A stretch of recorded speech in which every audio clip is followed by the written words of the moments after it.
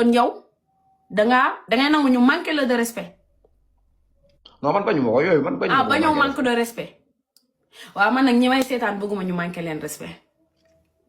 non man moom man ay saaga yooyu man kon man loo wax baax na maa xam la lay bañ maanaam mu xiif nga ne ma doon lekk man loolu laay bañ. nga tere maa lekk ci say bëgg-bëgg loolu laay bañ waaye man loo wax baal naa la man aw benn problème si bisaab. waaw loolu lu baax la. fii sëñ bi fii ñëpp fi yor. xala sëñ bi fii ñëpp fi yor ay xol yu baax. fii ñëpp fi xoolal fii ñëpp fi baax. non je sais qu'il est pas sérieux mais là moi je suis très sérieuse par contre. Non mais je lui dis parce que c'est un sujet boo xam ni c'est vraiment sensible et il y a des gens que ça touche et t'es là tu rigoles c'est drôle. man bii mooma sonal bii ak bii. bii ñëpp la sonal bii ak bii. bii ak bii. bii man sama àdduna tàng maa ngi am bii ak bii lu ma wax baax na. ginaar nga moo tax. bii lay daal rek fekk si la. c'est bien. waaw yow nag nit ku baax nga amoo benn problème. kenn du yow. am nga droit kaas say droit waaye da ngay bàyyi balaa ngay kaas say droit da ngay bàyyi ba xam say droit. d'accord xaw ma samay droit merci beaucoup. mën nga ma wax samay droit. non say droit mën naa la koo wax. wax ma. parfois dans la vie moi ni nga ma gisee nii bul ma xeeb man maa nekk nii di naxanteeg yow am naa. non man xeebuma la maa ngi lay laaj Fadel fii xeeb amu fii xoolal ñun ñëpp am naa bac non defal naa rek am naa bac xam nga gars yi bac plus dañu am bac mooy la am bac bu seer bi yaa may dégg droit boo ko bëggee xam il fallait que nga jàng ko parce que ñun des fois ñun sénégalais yi dañuy trompé wu ci certains trucs. parfois dañuy topp suñu bëgg-bëgg ba jàpp ne liñ bëgg nii moom mooy droit fekkee du droit. droit ak li yàlla digle ba tey am na différence comprendre nga. non ñun droit bi gën a mag yow li ngay wax yaa ngi hors sujet de waxuñu waxu yàlla. droit non hors sujet xoolal hors sujet maa ngi ci sujet ba léegi dama lay expliquer ndax droit mooy li nga xam ne am nga droit def ko. comprendre nga yow li la yàlla digal sa diina may la ko am nga droit def ko loolu da nga ko mën a génne ci droit lu dëgg mais dafa am droit boo xam ne dañ koy jàng. droit boobu nag tant que toogoo jàng ko nii man du ma la fen de wax dëgg yàlla sama xel rek laay doxee jàpp ne lii kii waruma def lii kii war na maa def lii mais droit moom xaw ma. wax dëgg yàlla xaw ma droit. ndax jàng mais commencé nga ci kii mooy droit mooy ce que tu as le droit de faire. li nga xam ne sa droit la. non li nga xam ne sa droit la mooy maanaam. tey jii yow. añ sama droit la añ. waaw léegi gis nga. léegi la moo tax école ñu yóbbu la école. dama lay jox exemple sénégalais bu juddu wala nit ku juddu nga nekk si benn si état souverain comme Sénégal par exemple république comme Sénégal dangaa am droit dem école say parents dañoo am devoir yóbbu la école. yow soo amee 18 ans am nga droit voter am nga devoir voter sa droit la mais devoir la en même temps bu vote amee nga dem yóbbu sa carte sànnil ko kenn. xam nga lan mooy devoir. li nga war a def. mooy loo xam ne daf laa war ta wàccu la c'est ça qu'on appelle devoir.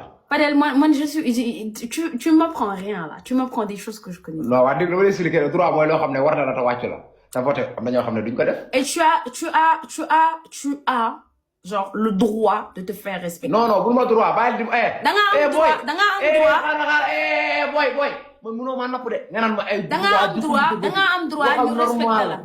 quelle qu'en soit la personne qui est devant toi. ku munti nekk sa kanam. dalaa war a jox respect nga delloo ko respect boobu noonu loolu sa droit la moom tamit droit wam la devoir la ci ku nekk xaw ma ndax comprendre nga li ma bëgg a wax. non respect moom le respect il est réciproque. léegi ma laajte la. bu fekkee tey jii. maaleykum salaam Alice yaay Alice waxal ndax kii dafa foog ne. Fadel naruma woon taal laay Fadel mi moo tax ma yéeg. boo yéegee di nga wàccaat de. barke li la yéegal dina la wàcce. du ma wàcc. di nga wàccaat de. parce que je suis pas du tout d'accord avec toi en fait. waaw taalal toog no bul yàkkam di jëlee sa temps nga taal toog xoola Alice. ma yéegali la li ngeen doon wax soo paree tontu la yow. Alice xaaral Alice. billahi la wax ñu tontu la. jëlee sa temps bul yàkkam ñun demuñu fenn waxal. mais yégali. waxal. non par exemple fi nga doon waxee ju bisab que ni jàngul droit donc warul mun a xam ay droit am. fii loolu foofu d'accord ma avec yow c'est pas parce que ne droit defuñu ko wala que jànguñu ko que forcément on ne connaît pas nos droits parce que suñu droit dañu koo jàngal moo tax ñu xam ko.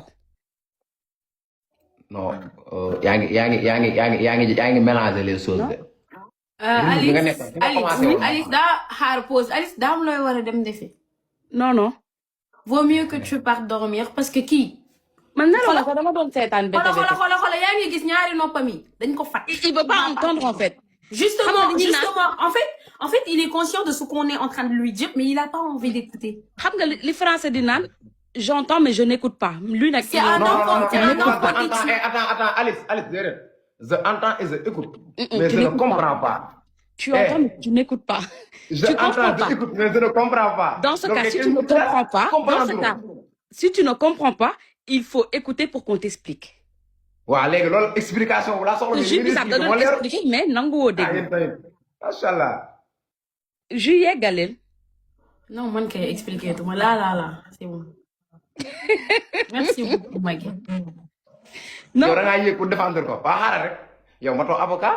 non bah si non parce que man tey je suis d'accord avec Jubi Sab parce que Jubi Sab ni mu doxalee noonu la en fait parce que dafa ànd ak dal déjà. non moom comprendre en fait moom comprendre la mooy. il a même pas compris l'histoire. man je parle pas de ce qui s'est passé. non voilà en fait Alice il n'est pas en train de parler de ce qui s'est passé hein.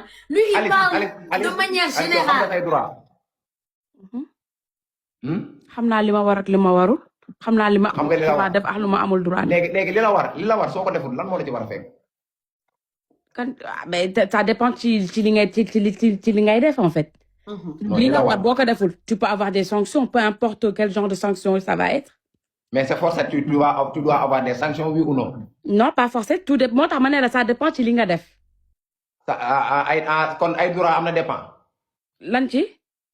droit daa am dépendre. droit amul dépendre devoir moo am dépendre. voilà mais tey jii am naa droit. moom mu ngi jaxase Alice moom moo ne li nga war a def kay muy devoir. maanaam exemple.